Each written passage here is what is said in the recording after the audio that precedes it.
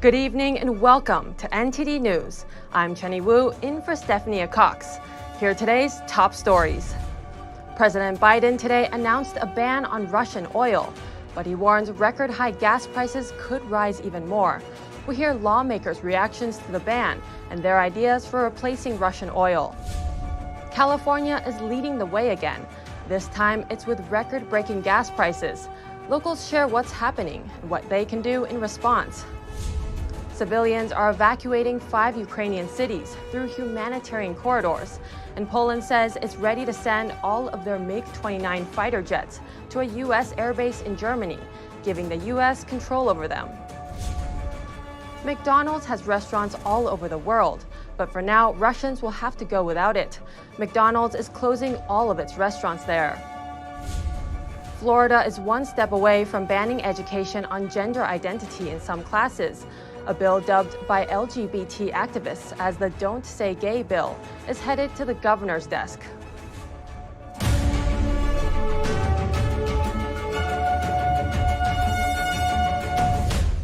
President Biden today announced new sanctions on Russia. The U.S. will stop importing Russian energy. Biden says the ban is going to cause gas prices to rise even further, but that he's trying to minimize the harm here at home. Today, I'm announcing the United States is targeting the main artery of Russia's economy. We're banning all imports of Russian oil and gas and energy. This comes as gas prices are breaking all-time record highs. The national average reached $4.17 today. Biden says the price will keep on rising. And with this action, it's going to go up further. I'm going to do everything I can to minimize Putin's price hike here at home. Russian imports make up a small part of American energy, about 8% last year, of which only 3% was crude oil. In the last 2 weeks of February, U.S. companies had already stopped importing oil from Russia, according to the Department of Energy. Last week, the U.S. and its partners announced they would release 60 million barrels from joint oil reserves. Also, the president says clean energy is another solution. Loosening environmental regulations or pulling back clean energy investment won't, let me expand, will not lower energy prices for families. But transforming our economy to run on electric vehicles powered by clean energy, with tax credits to help American families winterize their homes and use less energy, that will help. The U.S. will be acting alone since our European allies have significantly more reliance on Russian energy. And on Capitol Hill, both parties are supporting the ban on Russian oil. Tonight, the House is expected to pass a legislative package on the matter and take additional action to isolate Russia from the global economy. NTD's Melina Wisecup has the latest. Congress moved quickly to stand behind President Biden's ban on Russian oil. The House tonight taking up a bill that supports this ban. Many lawmakers say this is a necessary step to cut off a major money source for Putin. Both parties are supportive. Well, I'm happy that the president has announced the ban on Russian oil imports. We import about 200,000 barrels of Russian oil a day. Well, we shouldn't be advancing other countries that don't share our values. Aside from the oil ban, the House's bill takes additional steps that aim to diminish Russia in the global economy. Lawmakers want to impose more sanctions on Russia. The bill reviews Russia's access to the World Trade Organization and could potentially raise tariffs on Russian imports. The bill also wants more sanctions on human rights abusers in Russia. The messaging from Democrats and President Biden today is that protecting freedom will cost us at home, warning of even higher energy costs. And we are going to see increased gas prices here in the United States. In Europe, they will see dramatic increases in prices. That's the cost of standing up for freedom. But frankly, we are going to be in a global energy crisis. But some Republicans say Russia's only part of the issue. Oil prices have already risen 60% before Putin's invasion. So let me tell you, unless the Biden administration changes its tune at home, things are going to get a whole lot worse. To fill the hole, Biden is looking at importing more oil from Iran, Saudi Arabia, and Venezuela, an idea Republicans are scrutinizing. He might finally be coming around to banning Russian oil. But the problem is, he wants to replace it by begging other dictators to replace the oil that Putin was providing. Apparently, to Democrats and Joe Biden, anywhere is better than the United States of America.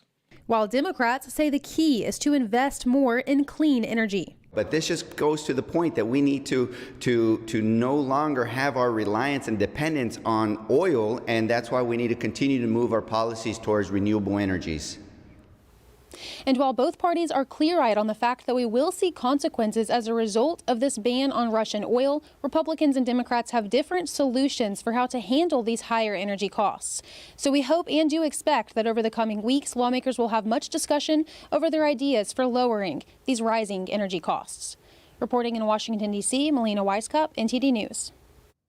Gas prices in the United States are on the rise, and California is leading the charge. Industry professionals and locals alike are watching the prices soar, and everyone is wondering what can be done about it. NTD's Atalina Asoltani has a story. Almost everyone who owns a car has seen what's happening at gas stations, and there has been no shortage of finger pointing. A AAA spokesman said prices started going up right when the Russia-Ukraine conflict started. As soon as the conflict began and the war started to take place, the cost of crude oil jumped to about $100 per barrel.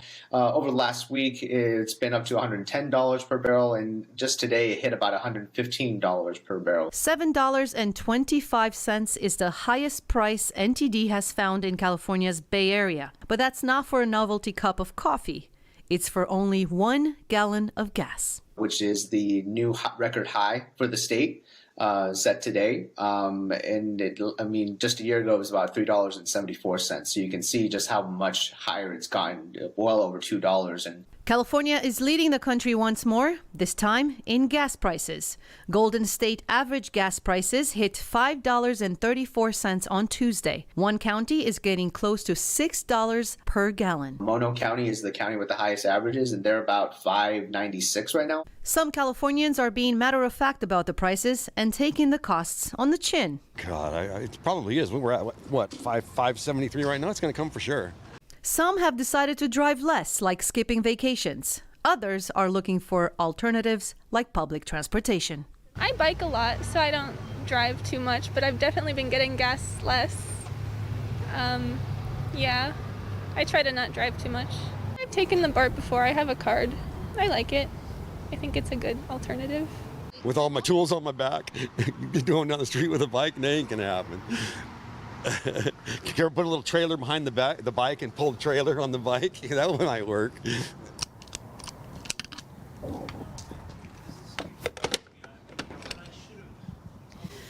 Although California has hit a national high on gas prices, Californians are staying positive. We have to fill up the tank either way. But some are willing to take bikes or even take public transportation. Adelina Soltane, NTD News, California. Russia warns it may shut down a main route for supplying gas to Germany.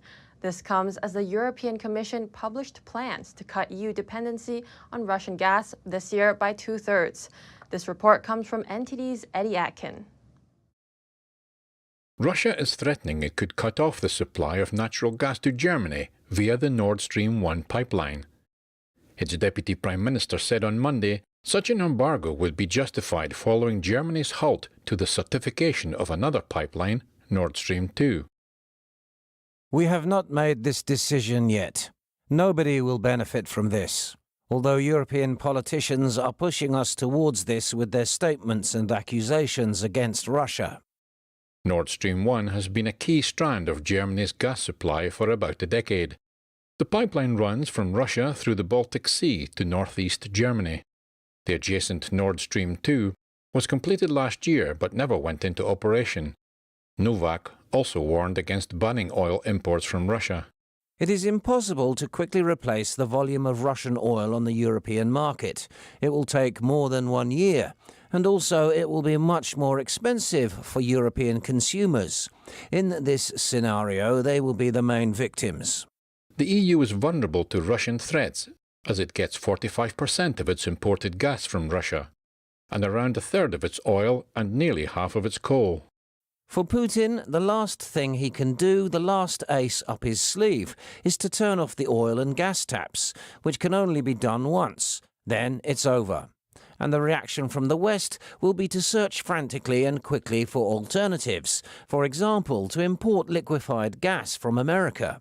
That costs money too, but at least energy security would be a little more assured. And fortunately, spring is coming, which helps us and works against Putin. In response to Russia's invasion of Ukraine, the EU is now seeking greater independence from Russian energy. At a summit this week, European Union leaders are set to discuss energy security and joint defence. But Germany, the biggest buyer of Russian crude oil, has so far rejected pressure for a ban. I would not advocate for an embargo on Russian imports of fossil fuels. In fact, I would oppose it because by doing so we endanger social cohesion in the country. The West has imposed a host of painful sanctions against the Russian economy, Vladimir Putin, as well as Russian billionaires since the invasion began. But there's concerns that targeting Russian oil and gas could drive energy prices even higher. The price of oil recently rose to its highest level in more than 13 years, at over $139 per barrel. Eddie Aitken, NTD News. And British Prime Minister Boris Johnson has said Europe needs to move away from Russian hydrocarbons step by step. He's expected to set out an energy strategy for the UK in the coming days, with Moscow threatening to cut off the West's gas supplies through Nord Stream 1. NTD's Jane Worrell has more from an energy specialist on the impact this might have on Europe. As more countries plan to cut down on reliance on Russian gas, Boris Johnson has said the UK needs a substitute supply with more use of nuclear and renewable energy. So far, the success of the West has been in the unity that we've shown. I think we're all increasingly united in the view that we've got to move away now from Russian hydrocarbons. We've got to do it together. We've got to make sure that we have substitute and substitute supply, and that's what we're working on as well. Dr. Arasabadus, a Ukrainian energy specialist, says if Moscow was to only cut Nord Stream 1, compared to Eastern Europe, Western Europe would have better access to gas supplies from elsewhere. There's also a doomsday scenario of all Russian routes being cut. The most worrying scenario would be that gas would be cut through all existing routes, including Nord Stream 1, Ukraine, Turk Stream, the Turk Stream corridor feeding Southeast Europe and Turkey. And now this is let's say, the doomsday scenario where the gas would be cut. And this would create big problems for Europe. But we also see a possibility that the gas could be cut just on one route, like Nord Stream 1, for example. And it would create problems, but of course, the situation would not be as serious, I would say. I mean, serious is, please take it with a pinch of salt, because it's incredibly volatile right now, but it would be probably handled or compensated by flows from elsewhere.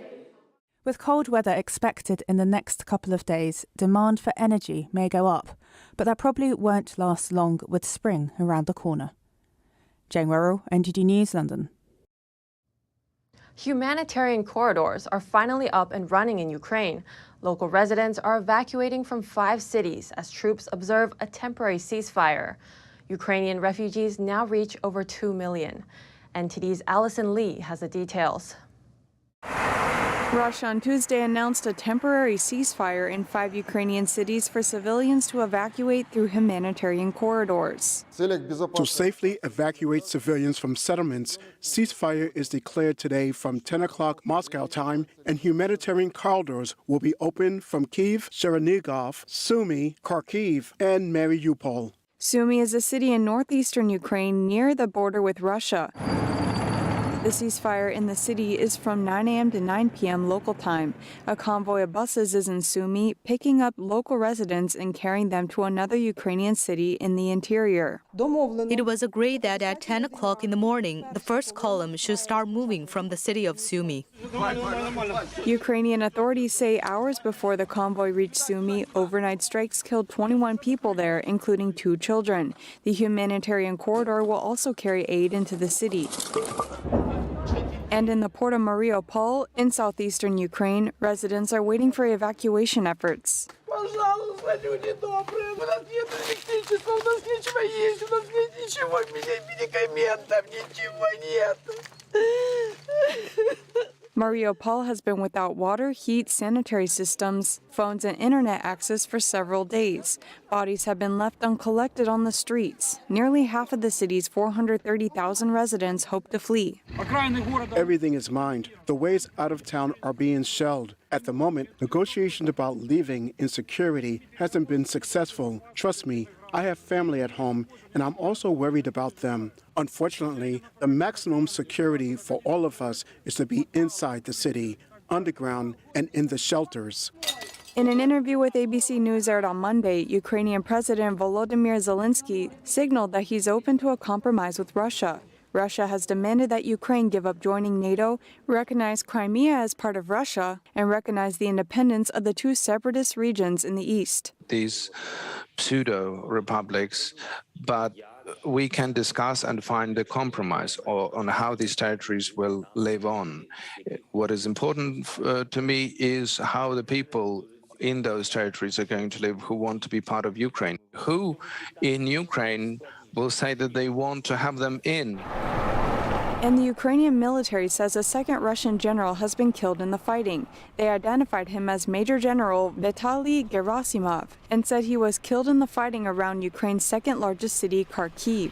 The United Nations says 474 civilians have been killed in Ukraine as of March 7th. Allison Lee, NTD News. Today, Poland said it would give all of its MiG-29 fighter jets to the U.S., apparently as part of an arrangement that would allow them to be used by Ukraine's military. It wasn't immediately clear how such a transfer might happen. The decision came after a plea on Saturday from Ukrainian President Volodymyr Zelensky for more warplanes. Ukrainian pilots are trained to fly Soviet-era fighter jets, such as the MiG-29, and the U.S. has been looking at a proposal under which Poland would supply Soviet-era fighters directly to Ukraine, and in return receive F-16s from the U.S. to make up for their loss. The Polish Foreign Ministry said in a statement that it's ready to deliver the jets to the U.S. Ramstein Air Base in Germany, putting the jets at the disposal of the U.S. Poland has said it would not send jets to Ukraine because it's not a direct party to the conflict between Ukraine, which is not a NATO ally, and Russia. Both the U.S. and its NATO allies have rejected Ukraine's calls to enforce a no-fly zone over the country in order to avoid direct military engagement with Russia. Several leaders in the intelligence community testified in front of the House today on the current security threats that America is facing. They focused on the effects of the war between Russia and Ukraine. NTD's Jason Perry gives an overview. Thank you all for joining us today. The director of the Central Intelligence Agency, William Burns, said Putin's strategy in Ukraine was based on a quick, decisive victory, and that Putin underestimated the Ukrainians' ability to fight back, as well as the effect of sanctions on Russia. Congressman Mike Turner asked Lieutenant General Scott Barrier what the chances are of Russia using nuclear weapons. General Barrier replied by explaining that Putin has invested much in nuclear weapons. I believe that he thinks that gives him an asymmetric advantage, and he's also invested in tactical nuclear weapons. I also believe that when he says something, we should listen very, very carefully and maybe take him at his word. So this question is the one that analysts are pondering right now, and I think we really need to do some more work on it. I'm happy to digest this more in the closed session. Congressman Mark Wayne Mullen pointed out that Russia has used its oil as leverage to coerce other countries. And he added that in just this year alone, the U.S. increased its dependency on Russian oil by 40%. So what have we been advising the president of? That we should limit that? That we should try to become more energy independent and instead of so reliant on Russia? Are we making those assessments? So from an intelligence community perspective, what we do is lay out the picture, and then we let the policy community obviously decide what it is that they take action on. But you guys have laid that picture out. Yes, a yes or no? Certainly energy is something that we have looked deeply at in terms of. I'll yield back. Thank you. Congressman Raja Krishnamurthy asked if there is now an opening for the U.S. to have productive discussions with the Chinese Communist Party about its intentions in Taiwan. And I do think, as Director Haynes said earlier, they've been surprised and unsettled to some extent by what they've seen in Ukraine over the last 12 days. Everything from the strength of the Western reaction to the way in which Ukrainians have fiercely resisted to the relatively poor. But you don't see an opening right now for Taiwan? Yeah. No, I mean, I think there's an impact on the Chinese calculus with regard to Taiwan, which we obviously are going to continue to pay careful attention to. The leaders in the Intelligence Committee were unable to fully answer some questions due to the classified nature of the topics. The hearing continued on in a closed setting to discuss those details with the House Intelligence Committee. Jason Perry, NTD News, New York. Coming up, Florida is one step away from banning education on gender identity in some classes. The governor must now either sign or veto a bill dubbed by LGBT activists as the Don't Say Gay bill. Their movement is expected to take a hit. And the NFL's reigning MVP finally resolves his status with the Green Bay Packers. We'll have the details of his record-breaking contract and more here on NTD News.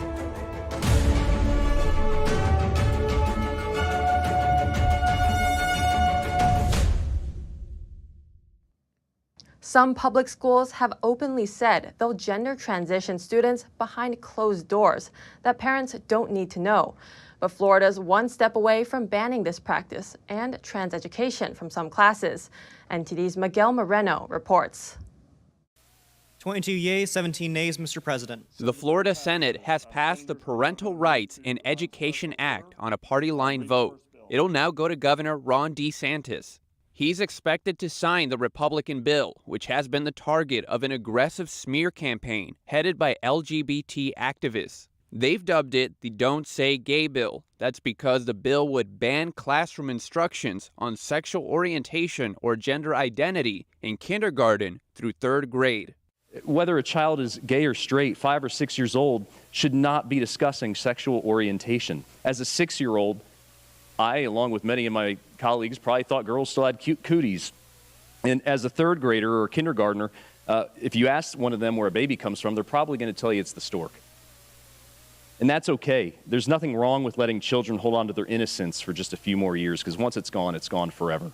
Opponents say the bill would stigmatize and hurt LGBT students, partly by stifling education on transgenderism. But the bill wouldn't forbid students from speaking about it or from seeking mental help at school.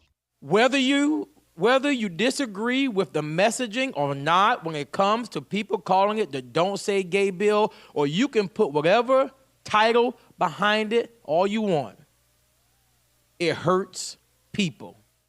The press has mostly focused on the bill's restriction on sex education, but it would do a lot more if passed. For example, some public schools gender transition their students. This means students could be given a different pronoun at school and/or given access to a bathroom of the opposite sex, all without parental consent. The Parental Rights Bill would require schools to notify parents of these changes.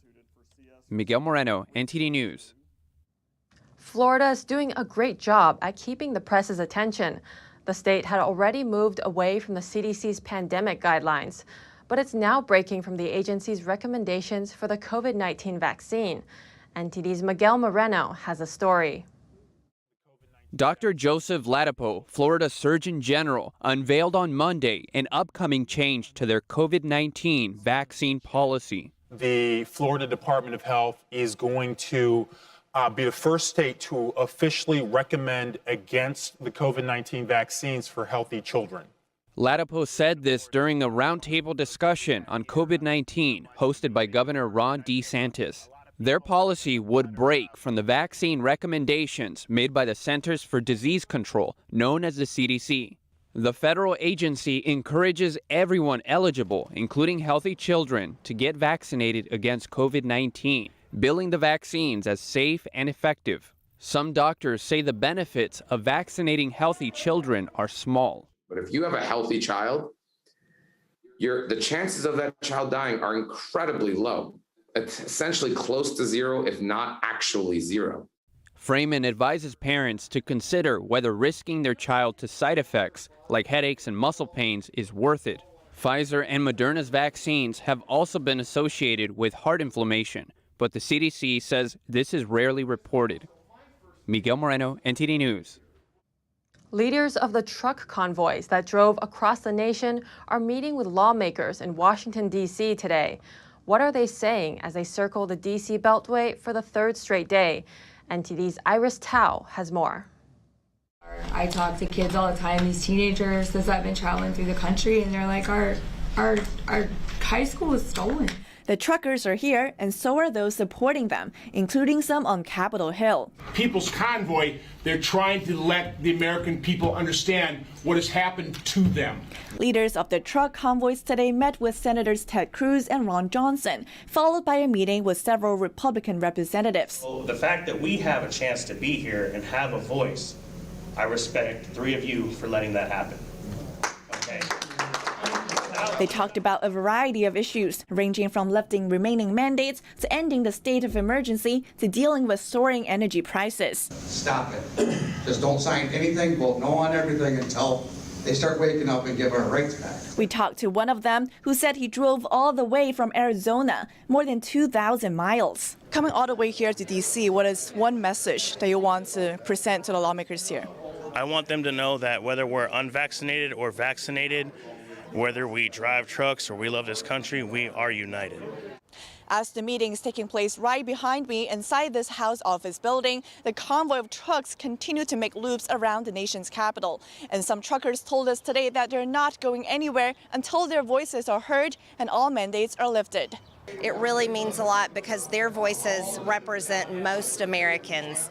And the things they said here today is how the rest of America feels. Own communities, their own counties. And right outside the Capitol building today, another group, Moms for America, gathered to voice support for the truckers. And this has been something that has been right in our backyard, in our own homes with our own children, from the mask mandates to the comprehensive sex education. And lawmakers stood alongside them. We need to get back to a normal life in this country. Reporting in Washington, D.C., Iris Tao, NTD News. NFL star Aaron Rodgers has agreed to return to the Packers. The reigning MVP will sign a 4-year, $200 million contract to stay with Green Bay, ending a 2-year standoff with the team. NTD's Dave Martin has more. Just 2 years ago, Aaron Rodgers' long-term future in Green Bay was murky at best. 2 seasons and 2 MVP awards later, the 38-year-old just signed the largest per-year salary contract in NFL history to remain a Packer. The deal includes $153 million in guaranteed money, and not only ensures he retires from the only team he's ever known, it actually lowers his cap number of more than $46 million for the salary cap-strapped Packers. Green Bay was over the upcoming salary cap by more than $26 million before signing Rodgers. His new deal allows the team greater flexibility in re-signing all-pro receiver Davante Adams, who they placed a franchise tag of about $20 million on Tuesday, just before the deadline. It also ends a 2-year saga where Rodgers' future with the team was in doubt. In the 2020 draft, the Packers traded up in the first round to select quarterback Jordan Love from Utah State. The move seemed to signal an upcoming end to Rodgers' time in Green Bay and was largely seen as fracturing his relationship with the front office. But it also seemed to light a fire under Rodgers, who went out in 2020 and set career highs in touchdowns and completion percentage en route to his 3rd overall MVP award. The following offseason, Rodgers reportedly said he wanted out of Green Bay, skipped the organized team activities and mandatory minicamp before reporting for the start of preseason practices. After struggling in the regular season opener, Rodgers, though, led the Packers back to another division title while winning his 2nd straight MVP award. While Rodgers is staying put in Green Bay, Seattle has agreed to trade 9-time Pro Bowl quarterback Russell Wilson to Denver for a package that is believed to include multiple first-round picks plus additional picks and players, according to multiple sources. The deal gives Denver a much-needed star quarterback to pair with a stifling defense. Meanwhile, the Seahawks receive a package that helps them start over after a disappointing 7-10 season. Wilson has been one of the most consistent quarterbacks in the league since being a 3rd-round pick of Seattle in 2012. Now 33 years old, Wilson led the Seahawks to a Super Bowl title in just his 2nd season and to a winning record in each of his first 9 seasons in the league. Dave Martin, NTD News, New York. Coming up, the FBI in Los Angeles are on the hunt again for another bank robber. This time, the thief is known for wearing black and white sneakers. And a California police officer who beat a suspect with a baton is acquitted on charges of assault and battery. The officer claimed he was protecting his partner when the suspect became violent. That and more here on NTD News.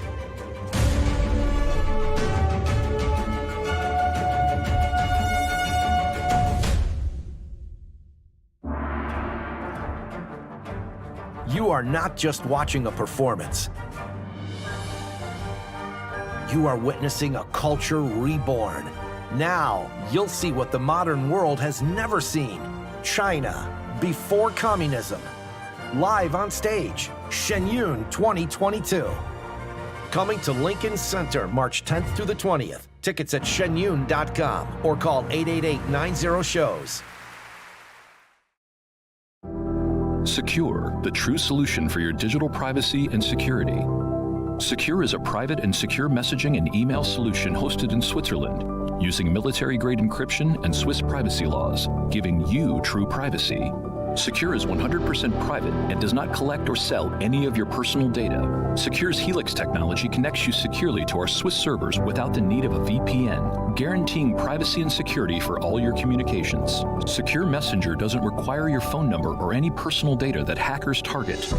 Chat by Invites allows you to chat privately and securely with anyone outside of your secure network without the need for others to download Secure. Secure Send offers you a private and secure way to email anyone outside of Secure. You won't find this level of privacy or security on any other email or instant messaging application. Visit secure.com. Regain and protect your privacy today.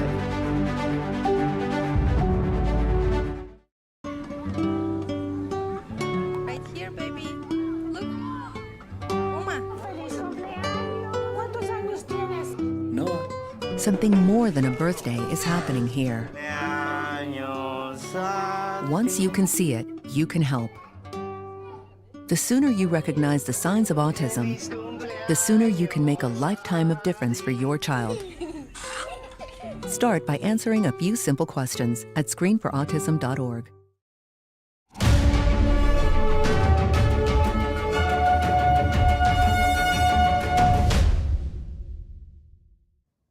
Last month, the FBI's Los Angeles division had been searching for and recently arrested a prolific bank robber. Now the agency is again on the hunt for another one.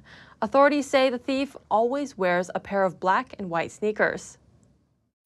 The FBI is on the hunt for a man known as the Black and White Sneaker Bandit. Authorities attribute at least 8 bank robberies in Orange County in recent months to the thief. Photos published on FBI Los Angeles Twitter page show the bandit caught on camera in multiple occurrences, wearing a dark-colored shirt, jeans, and either a baseball cap or beanie.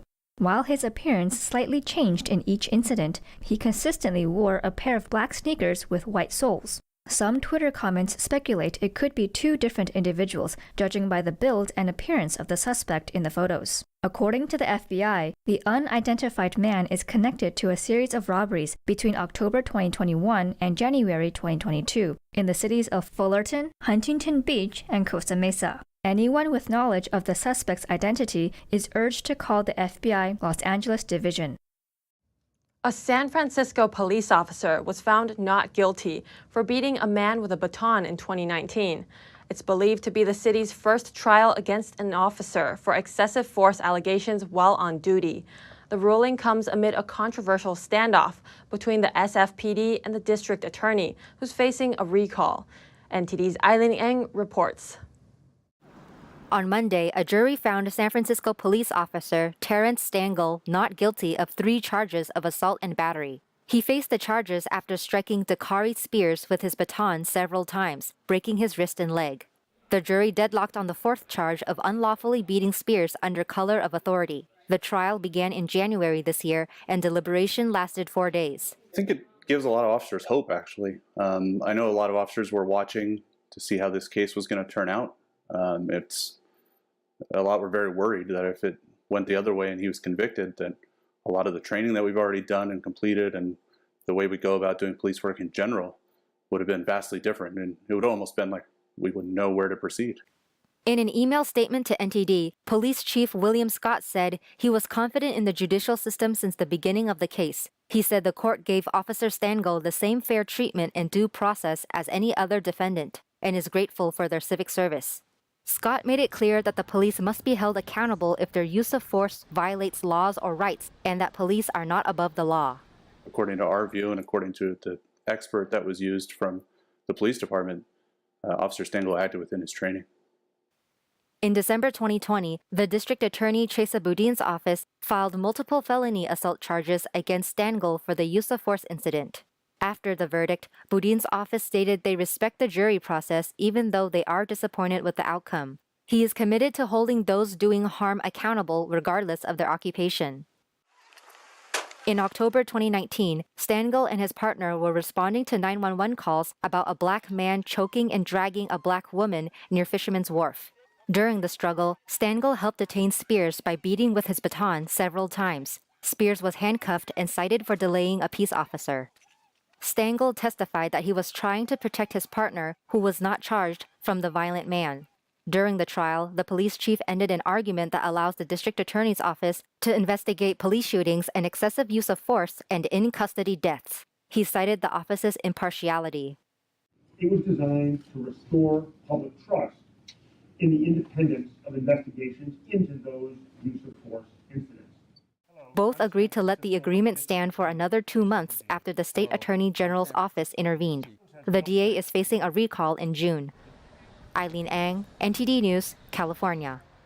Coming up, several Russian oligarchs close to Putin are facing sanctions in light of Russia's invasion of Ukraine. We look at who they are and what assets could or have been seized. And more than 2/3 of China's provinces and municipalities have reported COVID-19 cases this month. The report marks a hit for Beijing's zero-case policy, which looks to completely eradicate infection cases. More details on that in just a minute here on NTD News.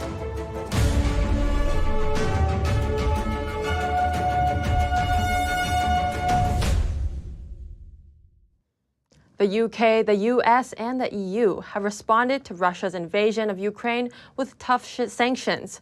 Some billionaire businessmen with close ties to President Putin are feeling the effects, with their assets frozen, yachts seized, and travels banned.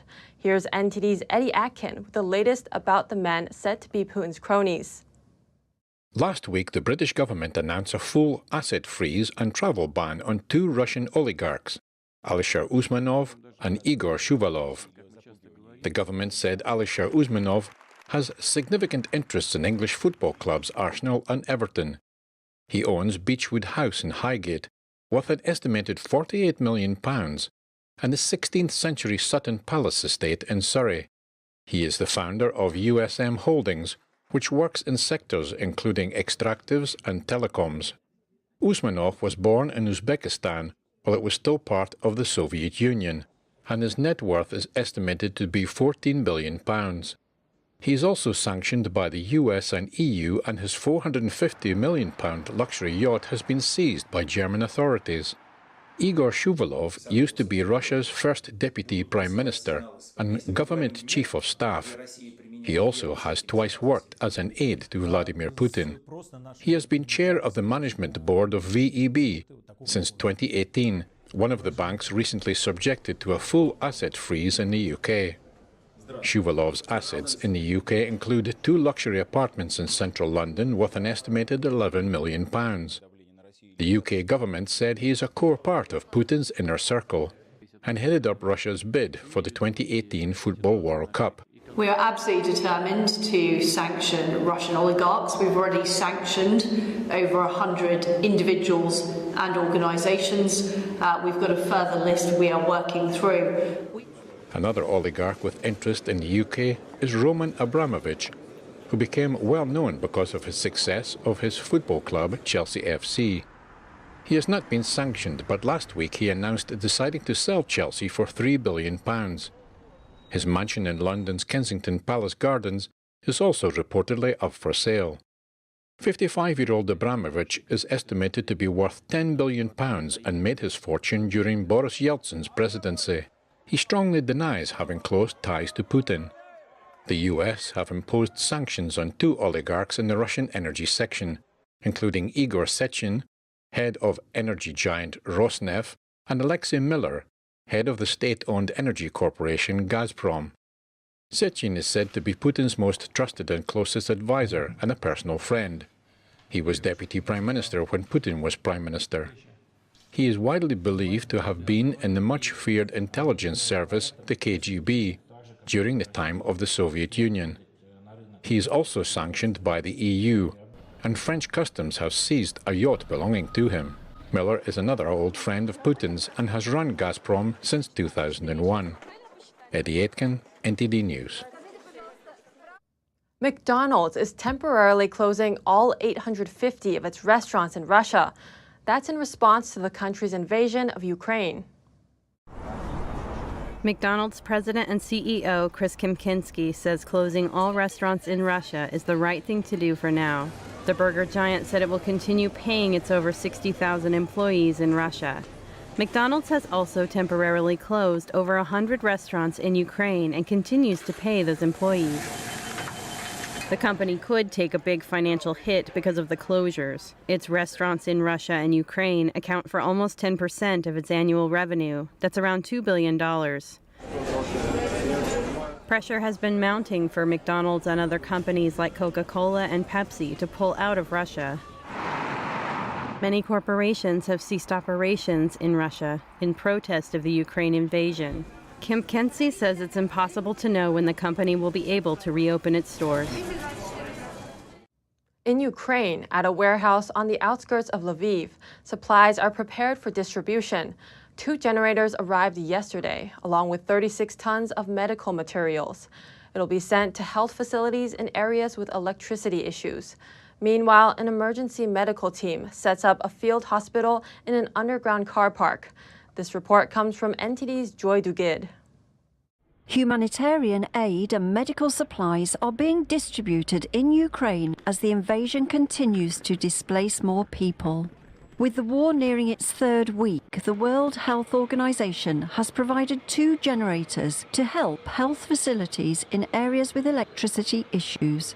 Other supplies are being prepared at a warehouse on the outskirts of the city of Lviv. Already in first few days, we brought 36 metric tons of medical material, mainly needed to treat wounded people and perform surgeries. As well, there were some essential medicines for other sort of diseases. The teams are coordinating with the Ministry of Health to define exact needs, as medical supplies are in high demand and adequate supplies are needed. More targeted deliveries are expected in the coming days and weeks. Elsewhere, an emergency medical team from the charity Samaritan's Purse, also a WHO partner, set up a field hospital in a parking lot to take pressure off the city's health services. It's got 50 to 70 bed capacity, an inpatient capacity, a trauma room, a triage, 4 wards, 2 male, 2 female wards, and then we have 4 ICU beds, as well as 2 operating room theaters. Medical supplies and staffing remain the most pressing issues. The field hospital is expected to be able to treat over 100 to 200 patients a day. Joy Dugid, NTD News.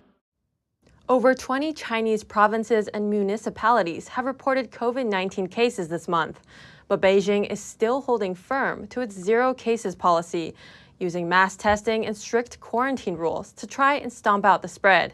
Here's NTD's Tiffany Meyer with China in Focus for more details. The Chinese Communist Party, or CCP virus, is making the rounds across China. According to official data, 24 provinces or municipalities in the country have reported confirmed cases this month. Beijing has held firm to its so-called zero-case policy. It seeks to completely eradicate all CCP virus cases through mass testing its residents to quickly detect new infections and stringent lockdown measures to halt the spread. The policy differs from most other nations, which have largely adopted to living with the virus in low numbers. On Monday, China reported just over 300 cases, though NTD cannot independently verify that figure due to the Chinese regime's tight control over what information is released and its history of underreporting virus cases. That number may be much higher in reality. In southern China's Shenzhebn city, residents must get tested for the CCP virus daily. Anyone who refuses is barred from going to work the next day. On top of that, refusing a test prompts an automatic yellow health code reading. The digital codes are stored on smartphones and are part of China's contact tracing program. A yellow reading indicates that a person may be at risk of infection and means its holder will be blocked from riding public transportation, entering grocery stores, or visiting other public spaces. Shenzhen City is one of Hong Kong's closest neighbors. And right now, Hong Kong is facing an unprecedented pandemic surge. Tens of thousands of people are testing positive daily, while the daily death toll sits in the hundreds. Other regions in China are coping with similar issues. Some parts of Shanghai are now under lockdown. Students from one elementary school, plus their parents, were gathered up and taken to a quarantine center after just one parent tested positive for the infection. A resident living close to the school told us more about the situation. They explained that locals don't dare to leave their homes now because if anyone shows symptoms of illness, even just a common cold, they'll be taken to quarantine. Coming up, an experience some say they'll never forget. Shen Yun is performing to packed theaters in the heart of London. And we take a look at the lost painting of an Italian Baroque master. It's on display in a Roman exhibition that explores the themes of the sacred and natural in his works. Stay tuned for more in just a moment.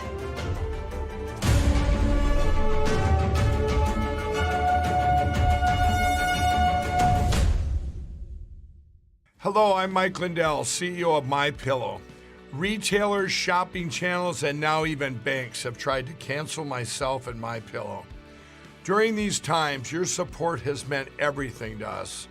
So my employees and I want to personally thank each and every one of you by passing the savings directly on to you. We're selling the best products ever for the best prices ever. For example, we have my towels with proprietary technology, which makes them soft and absorbent. Towels that work, what a concept. They're made with USA cotton and come in a variety of awesome colors. My 6-piece towel set is regularly $109.99, now just $39.99 with your promo code. So go to mypillow.com now and use the promo code on your screen or call the 1-800 number below to receive this exclusive offer. If you do it right now, I'm going to include a free gift with your purchase. Thank you and God bless.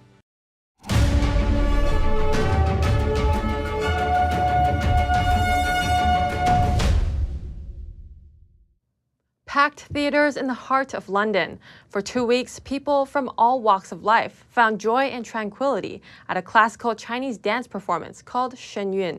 Some say it's an experience they'll never forget. It's a magnificent show with the most incredible dancing and acrobatics, and it really brings the culture to life in a very powerful way. I think it's fantastic. I love the dancing, I love the colours. The colours are absolutely beautiful. The storytelling is lovely. And I congratulate all the cast on all the work they're doing. Shen Yun Performing Arts has been touring the United Kingdom for 2 weeks. The show attracts audiences from all walks of life. Absolutely stunning. It was the embodiment of perfection. It was it was a very moving spiritual experience. It's magical, the movement that they have, the way they have connected with the backdrop, with all these pictures, and the way they kind of connect both of them together. You think this is not real. Really amazing, very inspiring, forthcoming, kind of almost triumphant. It's not like anything I've seen before, and I will remember it for the rest of my life. Shen Yun uses dance to bring to life the stories and inner essence of China's 5,000-year-old culture. Their kindness and their enthusiasm and the meditation and the spirit seems to shine through. That has a certain sense of spirituality and emotional calmness that I think only something like meditation could give you, because you never feel for a moment that they are out of control or not in complete understanding of their bodies and what they can add to the performance. But this rich history has been under attack by the communist regime, which has systematically destroyed, distorted, and supplanted the traditional culture with its own. So Shen Yun's mission is to revive the culture before communism. So I'm fascinated that Shen Yun has those principles about freedom of speech, about deities, about religion, and that freedom of speech is to be cherished because it is the higher calling in all of life. Shen Yun will continue to perform in London until March 13th. NTD News, London, UK. The war in Ukraine has shaken Brighton Beach. It's a neighborhood where residents from Russia and other former Soviet Union countries have been living side by side for decades, earning it the nickname Little Odessa. The war in Ukraine decades, along with others from the former Soviet Union, the invasion has stirred up complicated emotions. It's heartbreaking, and it's one story when you see it in the news, and the other story when you get pictures through Messenger or WhatsApp from your friends hiding in basements. It's a tragedy. Many Ukrainians living in the area nicknamed Little Odessa agree the community has really come together in a show of support. Ukrainian flags hang from many businesses, and donation drives in support of Ukrainians have sprung up across the neighborhood and beyond.